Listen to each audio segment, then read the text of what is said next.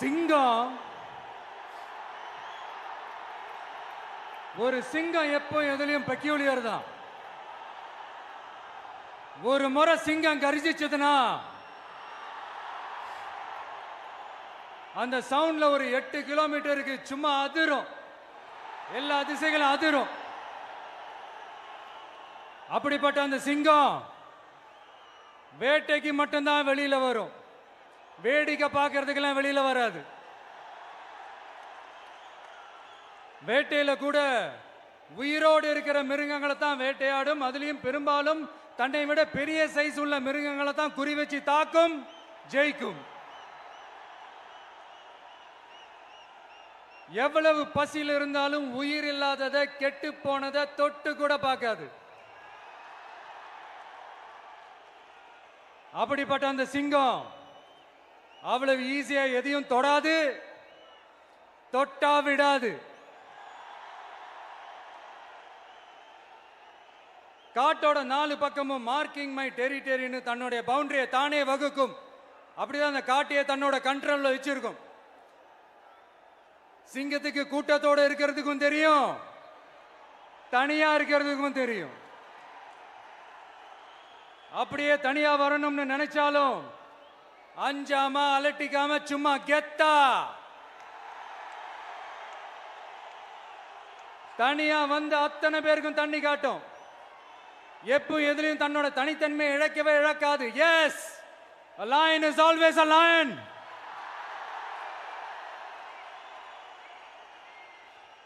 There are so many jackals and other animals in the forest, but there will be only one lion.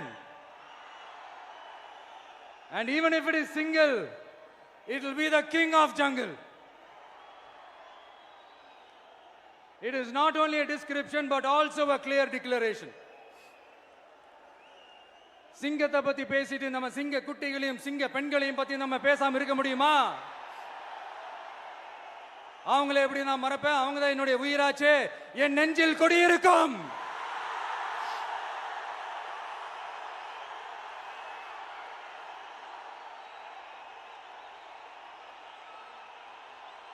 என்னுடைய தோழர்களுக்கும் தோழிகளுக்கும்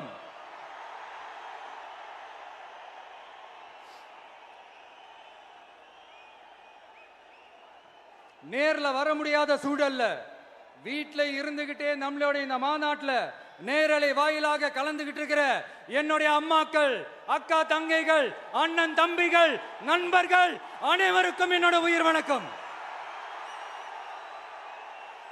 என்னோட உயிர் வணக்கம், என்னோட உயிர் வணக்கம்.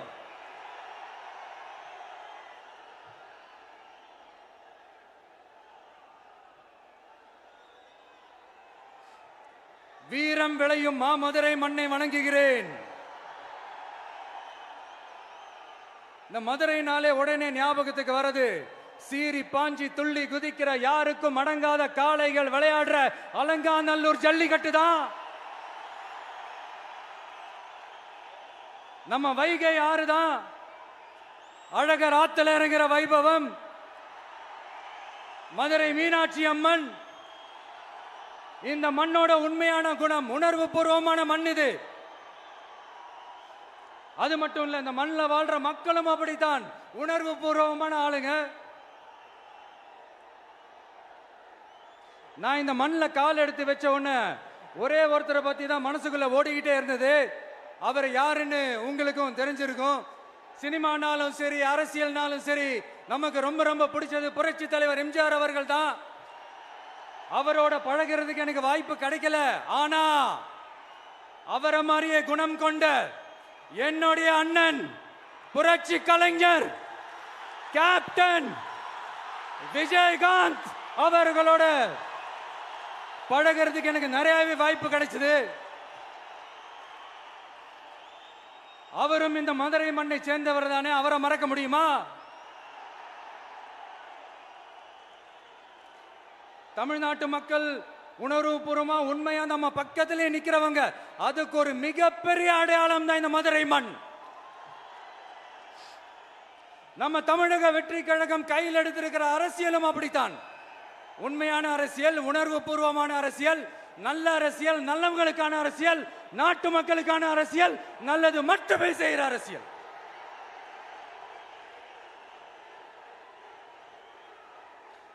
இதோ நம்மளுடைய இந்த இரண்டாவது மாநில மாநாடு வாகை சூடும் வரலாறு திரும்புகிறது. அப்படி இந்த மாநாட்டுக்கு பேர் வச்சிருக்கிறோம். 1967லயும் 1977லயும் நம்ம தமிழக அரசியல் ஒரு மிகப்பெரிய ஆட்சி அதிகார மாற்றங்கள் ஒண்ணு நடந்துச்சு இல்லையா? அதே மாதிரிதான் அடுத்த வருஷம் 2026ல அப்படி ஒரு வரலாறு திரும்ப போகுதுன்னு உறுதியா சொல்றதுக்கான மாநாடு தான் நம்மளோட இந்த இரண்டாவது மாநில மாநாடு. விக்கிரவாண்டி வீசாலையில் நம்மளுடைய ஃபர்ஸ்ட் மாநாடு நடத்தணும், வெற்றி கொள்கை திருவிழா. அதுக்கப்புறமே நீங்க பார்த்திருப்பீங்க தமிழக அரசியல் அந்த தட்ப வெப்பத்தையே மாத்தினுச்சு. நமக்கு எதிராக எத்தனை குரல்கள். ஆனா உங்களுக்கு தான் நம்மளை பத்தி நல்லா தெரியுமே, எந்த குரலையும் காதலையே போட்டுக்காம மக்களோட குரலை மட்டுமே கேட்டுக்கிட்டு நமக்கு எதிராக வர அத்தனை கூக்குரல்களையும் சின்னதா ஒரு சிரிப்போடவே கடந்து வந்திருக்கிறோம். அது இல்லாம நம்ம மாநாட்டில் ஒலிக்கிற இந்த குரல் இந்த ஒற்றை தமிழ் மகனோட குரல் மட்டுமல்ல, ஒட்டுமொத்த தமிழ்நாட்டு மக்களுடைய குரல். தமிழ்நாட்டில் இருக்கிற ஒவ்வொரு வீட்டில இருந்தும் ஒலிக்கிற குரல், ஒட்டுமொத்த உலகெங்கும் வாழும் ஒவ்வொரு தமிழ் வீட்டிலிருந்தும் எழும் குரல். இந்த சினிமா என்கிற மாபெரும் கலை ஆயுதத்தின் வாயிலாக சாதி, மதம், இனம், பாலினம், மொழி கடந்து இந்த நாட்டின் மூளை முடுக்கெங்கும் ரசிகர்களாக இருந்து தோழர்களாக நம்மோடு பயணிக்க துவங்கியுள்ள அனைவரோடும் இணைந்த ஒவ்வொரு மனிதருக்காகவும் ஒலிக்கிற உரிமை குரல். மாநில உரிமைக்காக, பெண் உரிமைக்காக, சமூக நீதிக்காக, சமநீதிக்காக, மதச்சார்பின்மைக்காக உண்மையா ஒலிக்கிற குரல். அதனால் இந்த குரலுக்கு எதிராக இன்னும் இன்னும் எத்தனை எத்தனை குரல்கள் வந்தாலும் ஓங்கி ஒலிக்குமே தவிர ஒரு நாளும் ஓயவே ஓயாது. Yes, it is an unstoppable voice, an unstoppable force.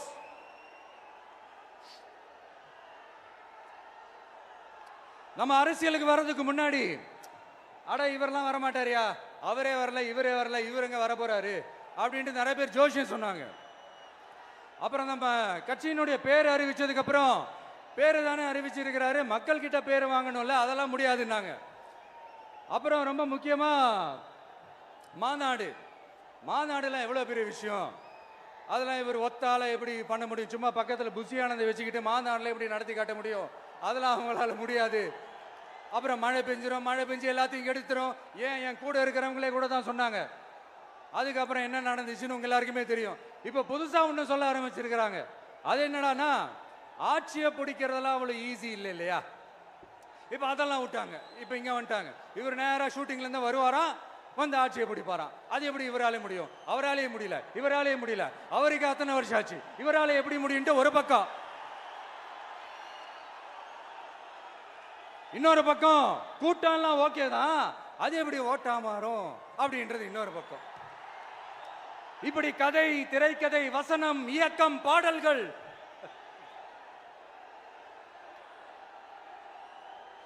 அதனால இந்த அரசியல் ஆய்வாளர்களுக்கு நான் சொல்றதெல்லாம் ஒன்னேதான், நல்லா கேட்டுக்கங்க. இந்த விஜய் ஏதோ இந்த பல லட்சம் பேர் கூடுற கூட்டத்தில் மட்டுமே இருக்கிறாரு அப்படின்னு மட்டும் தப்பு கணக்கு போட்டாதீங்க.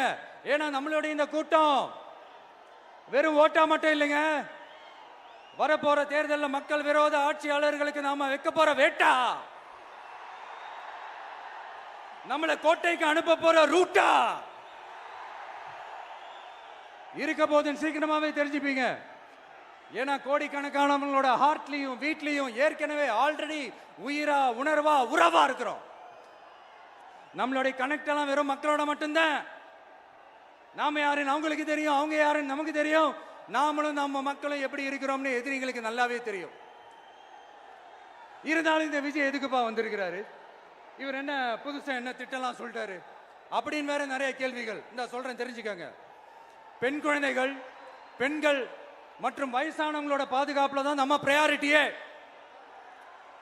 அடுத்து இளைஞர்கள், உழவர்கள், உழைப்பாளர்கள், நெசவாளர்கள், மீனவர்கள், ஆதரவற்ற முதியோர்கள், மாற்றுத்திறனாளிகள், மூன்றாம் பால் இனத்தவர்கள்னு இன்னும் இங்க யாருக்கெல்லாம் கவர்மெண்டோட ஒரு ஸ்பெஷல் அட்டென்ஷன் தேவையோ அவங்க எல்லாருக்குமான ஒரு கவர்மெண்ட் அமைக்கிறது தான் நம்ம இலக்கே. நான் ஏற்கனவே சொன்னதை தான் நான் திரும்பவும் சொல்றேன். நம்மளுடைய இந்த தமிழக வெற்றி கழகம் ஏதோ அரசியல் ஆதாயத்துக்காக தொடங்கப்பட்ட கட்சியெல்லாம் கிடையாதுங்க. கொள்கை கோட்பாடுகளோடு தந்தை பெரியார், பெருந்தலைவர் காமராஜர், அண்ணல் அம்பேத்கர், வீரமங்க வேலு நாச்சியார், மக்கள் சேவகர் அஞ்சலை அம்மாள், நம்மளுடைய 5 கொள்கை தலைவர்களோட வழிகாட்டுதல்களோடு தொடங்கப்பட்ட கட்சி. நம்ம ஸ்டாண்ட்ல நாம எப்பவுமே ஸ்ட்ராங்கா தாங்க இருக்கிறோம். அதுல எந்த மாற்றத்துக்கோ எந்த சமரசத்துக்கோ துளி கூட இடமில்லை. நம்மளுடைய ஒரே கொள்கை எதிரி பாஜக தான். நம்மளுடைய ஒரே அரசியல் எதிரி திமுக தான். எப்படி? நம்மளுடைய ஒரே கொள்கை எதிரி, நம்மளுடைய ஒரே அரசியல் எதிரி ஏதோ அண்டர் கிரவுண்ட் ஆதாயத்துக்காக டீல் போட்டுக்கிட்டு டீல் பேசிக்கிட்டு இந்த அலையன்ஸ் வச்சுக்கிட்டு இந்த ஊரை ஏமாத்துற கட்சி எல்லாம் நம்ம டிவிக்கே கிடையாதுங்க. யாருக்காகவும் எதுக்காகவும் எந்த பயமும் கிடையாது. மாபெரும் பெண்கள் சக்தி நம்மளோட இருக்கிறாங்க, மாபெரும் இளைஞர்கள் சக்தி நம்மளோட இருக்கிறாங்க, ஒட்டுமொத்த தமிழ்நாட்டு மக்களுடைய சக்தி நம்மளோட நிக்கிறாங்க. அப்படி இருக்கும்போது இந்தியாவில் இருக்கிற எல்லா ஸ்டேட்லயும் வாழ்ற நம்ம தமிழ் நெஞ்சங்கள் மட்டும் இல்ல, உலகம் பூரா 100க்கும் மேலான நாடுகள்ல வாழ்ற நம்ம தாய் தமிழ் உறவுகள் எல்லாருமே என்ன விஜய் தளபதி விஜய் இல்லனா விஜய் தளபதி இப்படி சொந்தம் கொண்டாடுற கோடிக்கணக்கானவங்களோட அன்பு மாசியும் நம்மளோட இருக்கும்போது, இவங்க எல்லாருமே நம்மளோட நிற்கும் போது எதுக்குங்க இந்த பாசிச பாஜகவோட நேரடி கூட்டணியோ இல்ல மறைமுக கூட்டணியோன்னு உறவு வச்சுக்க? நாம என்ன உலகமாக ஊழல் கட்சி? என்ன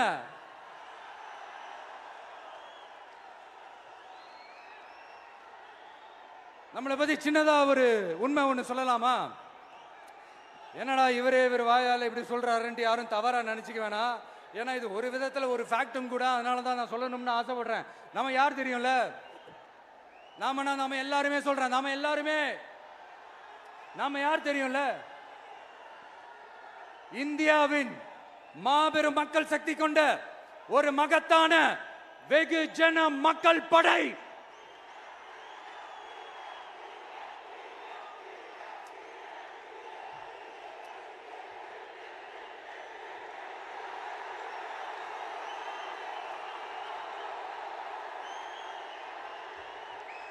அதனால நம்ம தலைமையில நாம் அமைக்க போற இந்த உண்மையான மக்களாட்சிக்கான அச்சாரமாக மாபெரும் மக்கள் சக்தியே அணி அணியாக நம்மளோட திரண்டு நிக்கிறப்போ இந்த அடிமை கூட்டணியில சேர வேண்டிய அவசியம் நமக்கு எதுக்குங்க?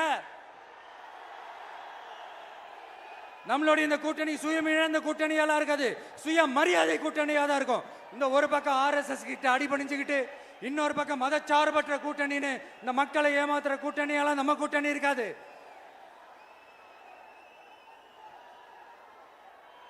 நான் இப்பவும் சொல்றேன், நம்மளை நம்பி வர்றவங்களுக்கு ஆட்சியிலும் அதிகாரத்திலும் உறுதியாக பங்களிப்பு செய்யப்படும். உடனே இந்த கேள்விகள்லாம் வரும்.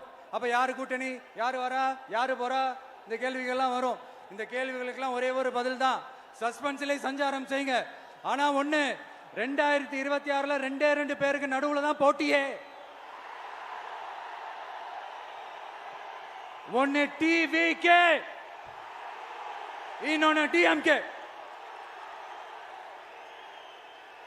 இந்த போட்டி எப்படி இருக்க போதுன்னா, இந்த அலையன்ஸை வச்சு எப்படியாவது நம்ம தப்பிச்சிடலாம். என்ன இந்த பழைய இந்த மேத்தமேட்டிக்ஸ், அரித்மேட்டிக்ஸ் இதெல்லாம் வச்சு எப்படியாவது நம்ம தப்பிச்சிடலாம் அப்படின்னு நினைக்கிறவங்களோட அந்த கனவு ஒரு நாளும் மைப்படாது. சரி, இப்ப நம்ம வேற ஒரு ஏரியாவுக்கு ஒன்று வருவோம். எதிர்காலம் வரும், என் கடமை வரும், இந்த கூட்டத்தின் ஆட்டத்தை ஒழிப்பேன்.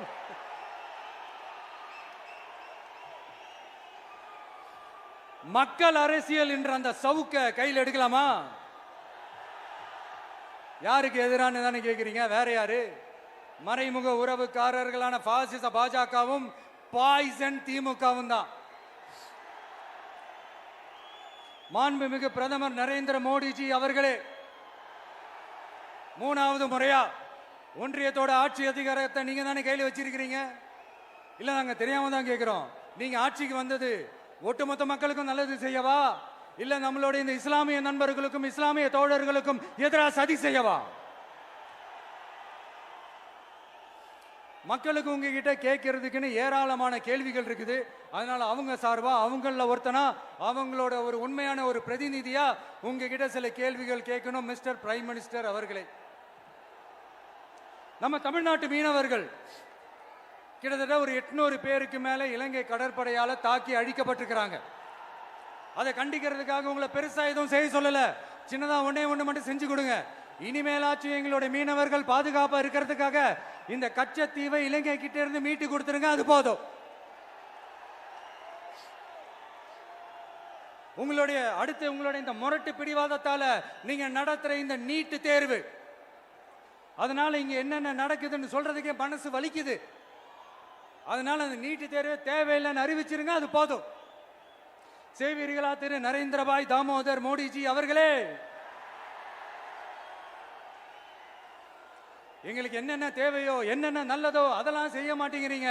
ஆனா ஆட்சி அதிகாரத்தை மட்டும் கையில வச்சுக்கிட்டு மக்களை ஏமாத்த நேரடியாக ஒரு பாசிச பாஜக அடிமை கூட்டணி ஒண்ணு.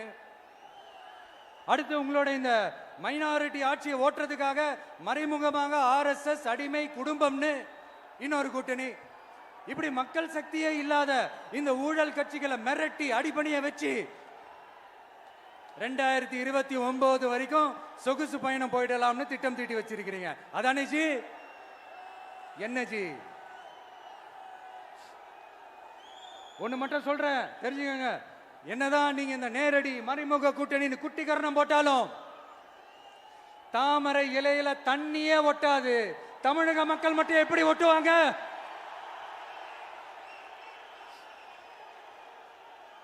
இங்க ஒரு MP சீட்டு கூட தரலன்றதுக்காக தமிழ்நாட்டுக்கும் தமிழ்நாட்டு மக்களுக்கும் எதுவுமே செய்யாம ஓரவஞ்சனை செய்யுது இந்த ஒன்றிய பாஜக அரசு. சங்கம் வச்சு தமிழ் வளர்த்த மண் இந்த மதுரை மண். அதனால இங்க அந்த கீழடியில கிடைச்ச ஆதாரங்களை எல்லாம் மறைச்சிட்டு எங்க நாகரிகத்தையும் எங்க வரலாறையும் அழிக்கிறதுக்காக உள்ளடி வேலை செய்யலாம்னு நினைக்கிறீங்க. தமிழ்நாட்டை தொட்ட என்ன நடக்கும் நீங்க பல உதாரணங்கள் இருக்குது. அதனால இதையெல்லாம் மறைச்சிட்டு எங்க மக்களை ஏமாத்திடலாம்னு மட்டும் நினைக்காதீங்க. மத நல்லிணக்கத்திற்கு பெயர் பெற்ற இந்த மதுரை மண்ணிலிருந்து சொல்றேன், உங்க எண்ணமெல்லாம் ஒரு நாளும் ஈடேறாது.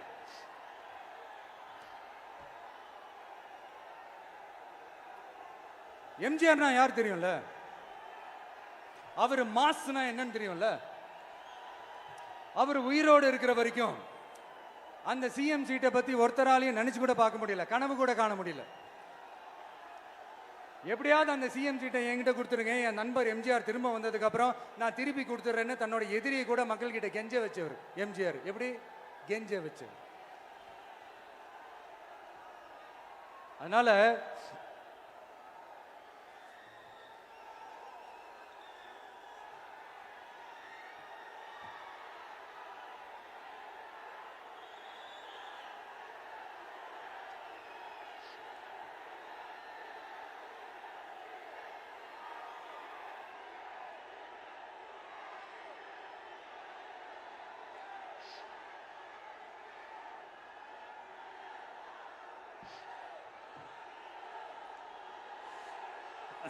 ஆனா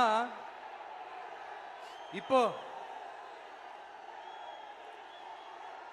அவர் ஆரம்பிச்ச அந்த கட்சியை, எம்ஜிஆர் அவர்கள் ஆரம்பிச்ச அந்த கட்சியை கட்டி காக்கிறது யாரு? இன்னைக்கு அந்த கட்சி எப்படி இருக்குது? அதை நான் சொல்லிதான் உங்களுக்கு தெரியணுமா என்ன? அப்பாவி தொண்டர்கள் அதை வெளியில சொல்ல முடியாம வேதனையில தவிக்கிறாங்க. 2026 சட்டமன்ற தேர்தலில் யாருக்கு ஓட்டு போடணும், எப்படிப்பட்ட ஆட்சி இங்க அமையணும்னு அந்த அப்பழுக்கற்ற அந்த தொண்டர்களுக்கும் ரொம்ப நல்லாவே தெரியும். அதனால என்ன வேஷம் போட்டுக்கிட்டு பாஜக இங்க தமிழ்நாட்டுக்குள்ள வந்தாலும் அவங்க வித்தை எல்லாம் இங்க வேலைக்கே ஆகாது. இப்படி பொருந்தா கூட்டணியா இந்த பாஜக கூட்டணி இருக்கிறதுனால இப்ப ஆட்சியில இருக்கிற இந்த வெற்றி விளம்பர மாடல் திமுக என்ன செய்யுதுன்னு தெரியும்ல? பாஜகவோட உள்ளுக்குள்ள ஒரு உறவை ஒன்று வச்சுக்கிட்டு வெளியில எதிர்க்கிற மாதிரி ஒரு டிராமா ஒன்று பண்ணிக்கிட்டு எதிர்கட்சியா இருந்தா போங்க மோடின்னு பலூன் விடுறது, ஆளுங்கட்சியா இருந்தா வாங்க மோடின்னு கொடை பிடிச்சுக்கிட்டு கும்பிடு போடுறது. இது மட்டுமா? ஒரு ரைடுன்னு ஒன்று வந்துட்டா போதும், இது வரைக்கும் போகவே போகாத ஒரு மீட்டிங், அதை காரணம் காட்டி டெல்லிக்கு போறது, அங்க ஒரு சீக்கிரட் மீட்டிங் நடத்துறது. நல்லா நோட் பண்ணணும் மக்களே, அந்த மீட்டிங் அப்புறம் இந்த இஷ்யூ அப்படியே காணாம போயிருக்குமே. அதேதான் Stalin uncle, what uncle is very wrong uncle.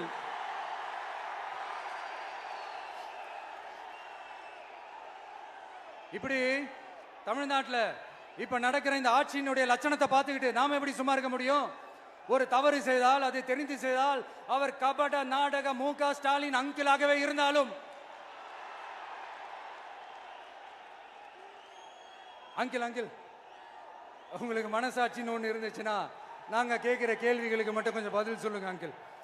நீங்க நடத்துற இந்த ஆட்சியில நேர்மை இருக்கா? நியாயம் இருக்கா? ஊழல் இல்லாம இருக்கா? சட்டம் ஒழுங்கு சரியா இருக்கா? பெண்களுக்கு பாதுகாப்பு இருக்கா? பொதுமக்களுக்கு பாதுகாப்பு இருக்கா? இயற்கை வளங்களுக்கு பாதுகாப்பு இருக்கா? சொல்லுங்க மை டியர் அங்கிள், சொல்லுங்க. டாஸ்மாக்ல மட்டுமே இது வரைக்கும் 1000 கோடிக்கு மேல ஊழல்னு சொல்றாங்க.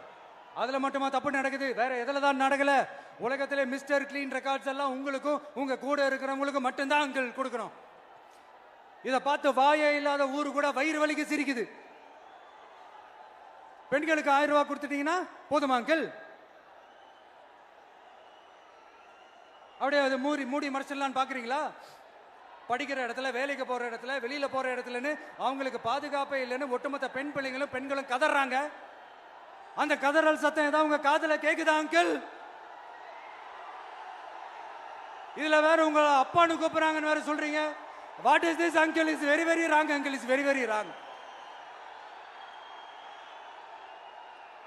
பெண்களுக்கு மட்டுமா பொய் வாக்குறுதி கொடுத்து ஏமாத்துறீங்க?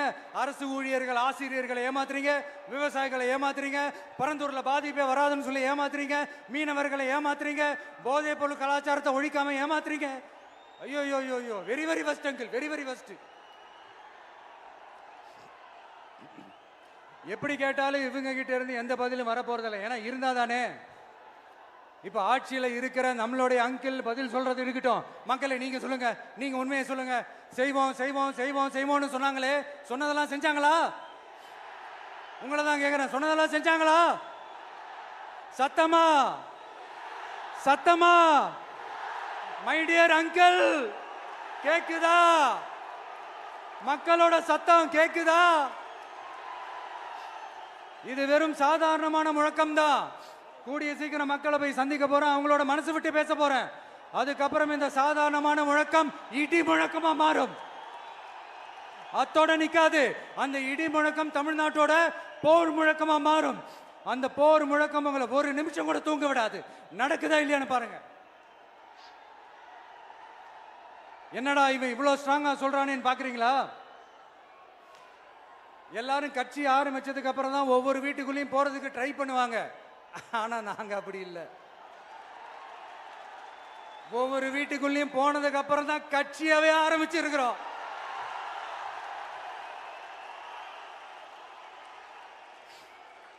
அதனால ஒட்டுமொத்தமா எல்லாருமா சேர்ந்து இந்த திமுக ஆட்சிய, கபட நாடக திமுக ஆட்சிய 2026 தேர்தலில் வீட்டுக்கு அனுப்புறோம்.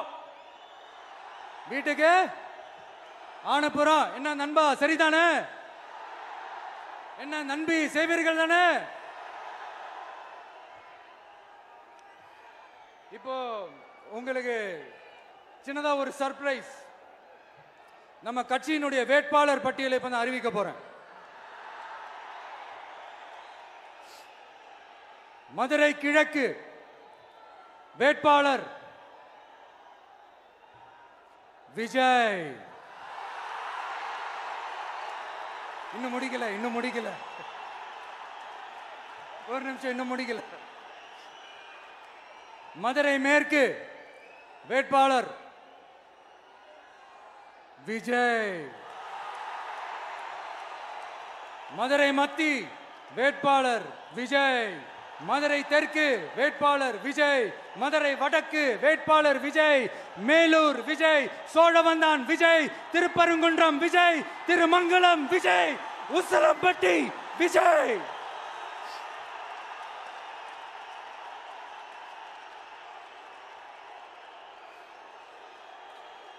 என்னடா எல்லா தொகுதியிலையும் ஒரே வேட்பாளர்னு பாக்குறீங்களா? 234 தொகுதியிலையும் இந்த விஜய் தான், அதாவது உங்க விஜய் தான் உங்க சின்னம். இன்னும் சிம்பிளா சொல்லணும்னா உங்க வீட்டில் இருக்கிற ஒருத்தர் தான் வேட்பாளரா நிக்க போறாங்க. அந்த வேட்பாளரும் நானும் வேறு வேறு இல்லை.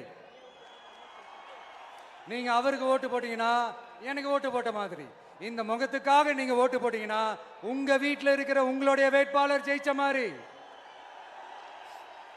என்னடா இவர் ஏதோ ஓவரா சொல்றாருன்னு நினைக்க வேணாம். பிராக்டிக்கலா அப்படிதான் இருக்கும், அப்படிதான் இருக்கணும். நீங்களும் அப்படிதான் நினைப்பீங்கன்னு நான் நம்புறேன். ஏன்னா இது நம்மளை விட நம்ம எதிரிங்களுக்கு இன்னும் நல்லாவே தெரியும். அதனால எல்லாம் இந்த அதிகார பலம் எல்லாத்தையும் தூக்கிட்டு வந்துருவாங்க.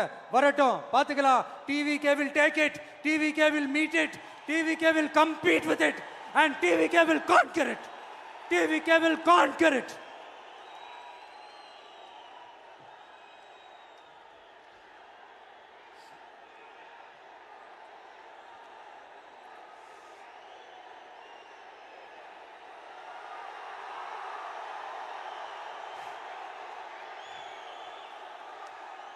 இந்த நேரத்தில் நம்ம மனசுல இருக்கிறத மக்கள் கிட்ட சொல்லி ஆகணும். தூத்துக்குடி ஸ்னோலினோட அம்மா என்ன அவங்களோட தம்பி, இன்னும் அவங்க பொண்ணுக்கு நான் தாய் மாமன்னு சொன்னாங்க. அந்த அக்காவோட குழந்தைங்க மட்டும் இல்லைங்க, என்ன அண்ணனா தம்பியா நினைக்கிற தமிழ்நாட்டில் இருக்கிற என்னோட எல்லா சகோதரிகளின் குழந்தைகளுக்கும் நான் இன்னைக்கு மட்டும் இல்ல, என்னைக்குமே ஒரு தாய் மாமனா தான் இருப்பேன். நீங்க எல்லாரும் என்னுடைய ரத்த உறவு, கூட பிறந்த பொறுப்பு. என் வீட்டு ரேஷன் கார்டுல வேணா உங்க பேர் இல்லாம இருக்கலாம், உங்க வீட்டு ரேஷன் கார்டுல வேணா என் பேர் இல்லாம இருக்கலாம். ஆனா நாம் எல்லாரும் ஒண்ணுதான், உறவுதான். நமக்கு இடையே எந்த அரசியலும் உள்ள நுழையவே முடியாது. என்கிட்ட இருந்து உங்களையும் உங்ககிட்ட இருந்து என்னையும் எந்த சக்தியாலும் பிரிக்கவே முடியாது. அப்புறம் நான் ஒன்னும் இந்த மார்க்கெட் போனதுக்கு அப்புறம், ரிட்டையர் ஆனதுக்கு அப்புறம் அடைக்கலம் தேடி அரசியலுக்கு வரல. படைக்கலனோட வந்திருக்கிறோம். பவர்ஃபுல் ஃபோர்ஸோட, மாபெரும் படை வரிசையோட, எல்லாத்துக்கும் தயாராகி தான் வந்திருக்கிறோம். இவ்வளவு தயாரா நாம அரசியலுக்கு வர்றதுக்கு ரொம்ப ரொம்ப முக்கிய காரணம் ஒண்ணு இருக்கு. அது என்ன தெரியுமா? நன்றி கடன், நன்றி கடன், நன்றி கடன். கிட்டத்தட்ட ஒரு 30 வருஷமா, 30 வருஷத்துக்கு மேல நீங்க தான், நம்ம மக்கள் தான் என் கூட நிக்கிறீங்க, எனக்காக நிக்கிறீங்க, என்னை தாங்கி பிடிக்கிறீங்க, மனசுல ஏந்தி பிடிக்கிறீங்க, தாய் அன்போட மடியில ஏந்திக்கிறீங்க. உண்மையை சொல்லணும்னா வேற யாரை விடவும் எனக்கு இந்த அன்பையும் ஆதரவையும் கொடுத்திருக்கிறீங்க. என் மேல உயிரையே வச்சிருக்கிறீங்க. என்ன உங்க வீட்டுல ஒருத்தனாவே ஆக்கிட்டீங்க. நீங்க எனக்கு கடவுள் கொடுத்த வரம்.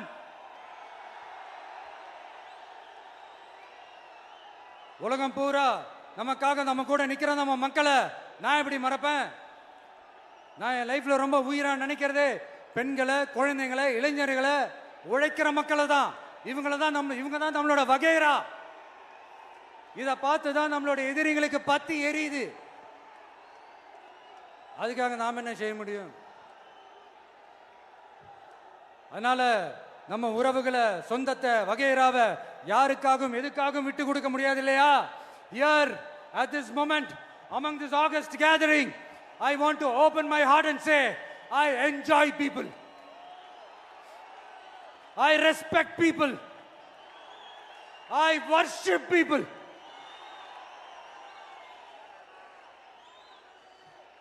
சரிப்பா, இவ்வளவு செஞ்ச நம்ம மக்களுக்கு நன்றி கடனா உன்னால முழுமையா செலுத்த முடியுமான்னு கேட்டா சத்தியமா சொல்றேன், என்னால முடியாதுதான். இன்னும் எத்தனை ஜென்மம் எடுத்தாலும் அந்த நன்றி கடனை என்னால தீர்க்கவே முடியாது. அப்புறம் என்ன மானாவுக்கடா நீ வந்திருக்க அதானே கேக்குறீங்க? மைண்ட் வாய்ஸ் கேட்ட மாதிரி இருந்தது. வாழ்நாள் முழுக்க நம்ம மக்களுக்காக ஆதரவா துணையா நிக்கிறத தவிர, அவங்களுக்காக உழைக்கிறத தவிர எனக்கு வேற எந்த எண்ணமும் இல்லை. எனக்கு இப்ப வேற வேலையும் இல்லை. இனிமே எனக்கு இதுதான் என் வேலையே, என் கடன் இனி என் மக்களுக்கு பணி செய்து கிடப்பதே. இப்படியா ஹார்ட் டு ஹார்ட் யதார்த்தமா பேசிய பழகிட்டோம். இதுக்கு மேலேயும் எனக்கும் மக்களுக்கும் இடையே இருக்கிற அந்த உறவை பத்தி நான் பேச ஆரம்பிச்சேன்னா ஒரு மாதிரி எமோஷனல் ஆகிடுவேன். அப்புறம் அதை கண்ட்ரோல் பண்ணுறது ரொம்ப கஷ்டம். அதனால என்னை மனசார நேசிக்கிற நம்ம மக்களுக்கு ஒன்றே ஒன்று சொல்றேன். இந்த விஜய் உங்க விஜய், உங்களுக்கான விஜய், உங்களுக்காக மட்டுமே இருக்கிற விஜய். உங்க கூட நிக்க, உங்களுக்காக நிக்க, உண்மையா நிக்க, உணர்வோட நிக்க, உறுதியா நிக்க, உங்க கூட பேச, உங்களுக்காக பேச, உண்மையா பேச, உணர்வோட பேச, உறுதியா பேச, உங்களுக்காக சேவை செய்ய உங்க விஜய் நான் வர.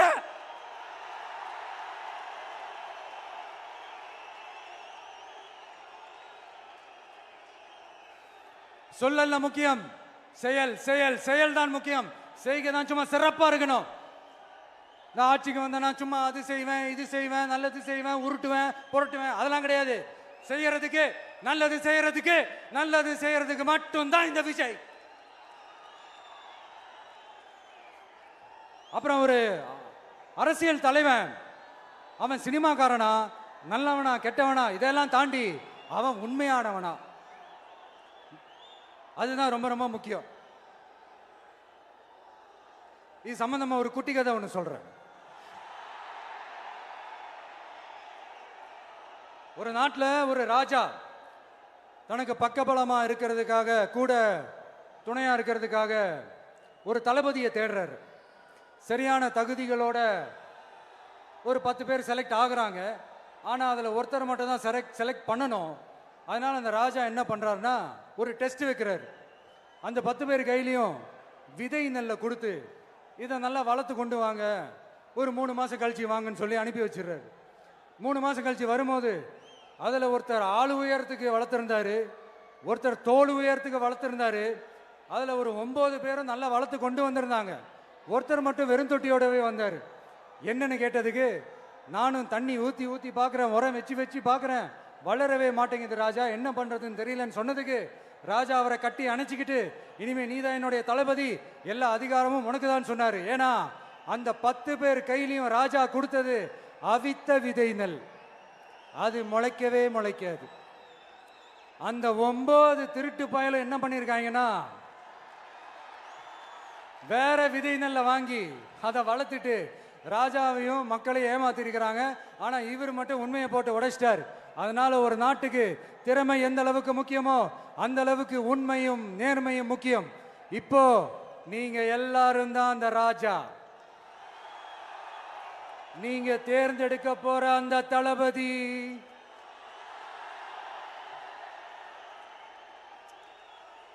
சும்மா சினிமாக்காரன் சினிமாக்காரன் சினிமாக்காரன். அம்பேத்கர் அவர்களை தோக்கடிச்சது சினிமாக்காரன் இல்ல, அரசியல்வாதி. காமராஜர் அவர்களை தோக்கடிச்சது, இங்க விருதுநகர் பகுதியில் தோக்கடிச்சது சினிமாக்காரன் இல்ல, இன்னொரு அரசியல்வாதி.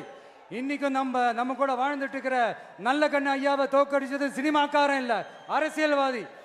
இப்படிப்பட்ட நல்ல நல்ல தலைவர்களை எதிர்த்து நின்று தோக்கடிக்கணும்னு அந்த எண்ணத்தை உருவாக்குனது சினிமாக்காரன் இல்ல, அரசியல்வாதி. அதனால எல்லா அரசியல்வாதியும் அறிவாளியும் கிடையாது, எல்லா சினிமாக்காரனும் முட்டாளும் கிடையாது. கான்பிடண்டா இருங்க, நல்லதே நடக்கும், வெற்றி நிச்சயம். மீண்டும் சந்திக்கும் வரை நன்றி, வணக்கம்.